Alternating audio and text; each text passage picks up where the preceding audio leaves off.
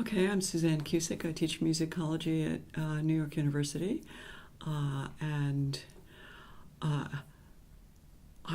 have been part of the LGBTQ study group of the AMS since was founded. Actually, I was ages ago, 25 years ago, I was a co-chair with Mitchell Morris.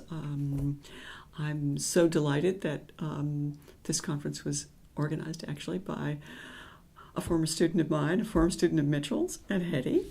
And it's for a person my age, it is a wonderful thing to see how this field has grown and to see it in the capable hands of another generation. Mm-hmm. Is this gathering what you had in mind when you Back started then? the study group? Well, I was just I was a fellow traveler at the time, so I didn't have anything in mind. My hopes for it were twofold. First of all, to create a kind of safe social space for queer people in what I call now musicology land, a theme park of the mind. I didn't know to call it that then.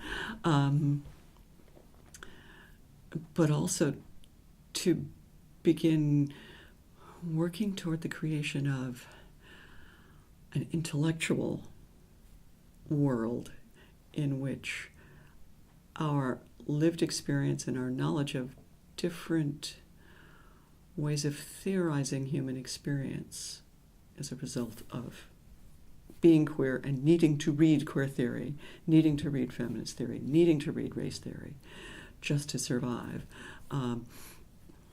enabled us to understand some things about life and about musicality, to articulate things about musicality that official musicology as it existed 25 years ago couldn't address, didn't know how to address.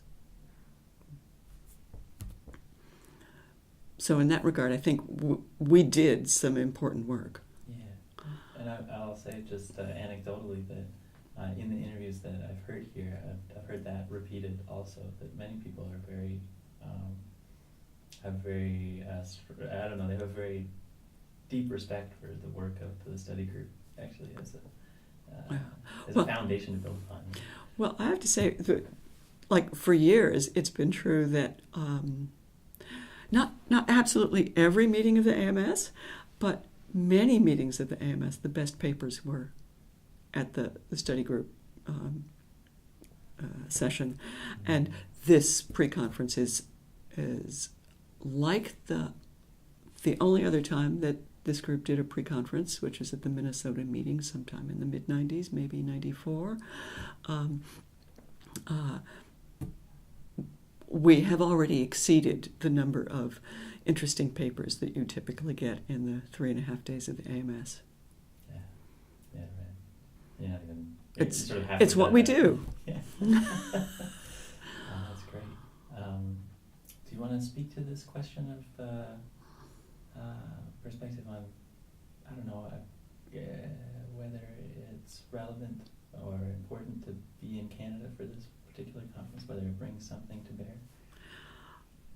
Well, from the point of view of someone who was born and raised in the United States and dealt with the constructions of race that exist in the United States her whole life, I frankly thought it ironic to the point of comical that when this group finally made a move to talk about race, it would be outside the boundaries of the United States. Mm-hmm. And liberating us to talk about the thing that most Americans, certainly most white Americans, do not want to talk about, or don't want to talk about in a way that's productive because of the possessive investment in whiteness. Now, I think it's also it's productive to be in a place where the construction of race is different, and notions of alterity historically have been negotiated very differently.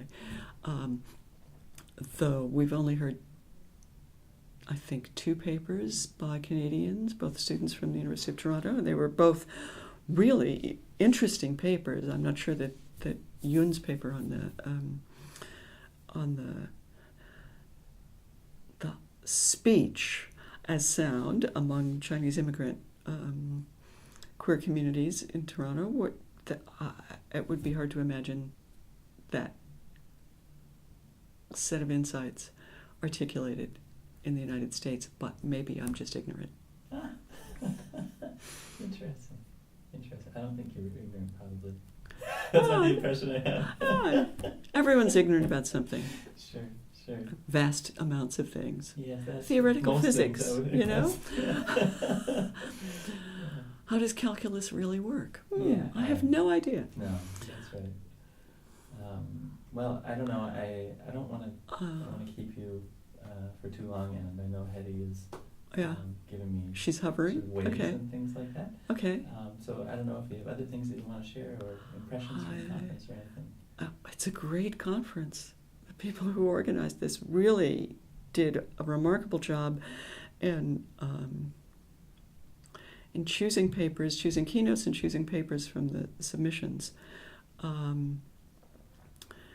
that create a new matrix for our work, and actually a new core for the sociality that holds that work grounded. And that's really important. And I must say that it's the most graciously run conference ever. Food is good. Everyone is kind. But I know that's the Canadian thing, right? Right. Canadians are nice. I have also just received a lot of warmth among the conference participants, though. It seems like a supportive group. Yeah. I was actually struck by at least one exchange that happened this morning, where a young scholar was speaking to a slightly younger scholar in the most gentle way possible to teach. And I thought, well, yeah, I'm so glad that my first-year graduate students were watching that interaction to get a sense of how they could behave as professionals.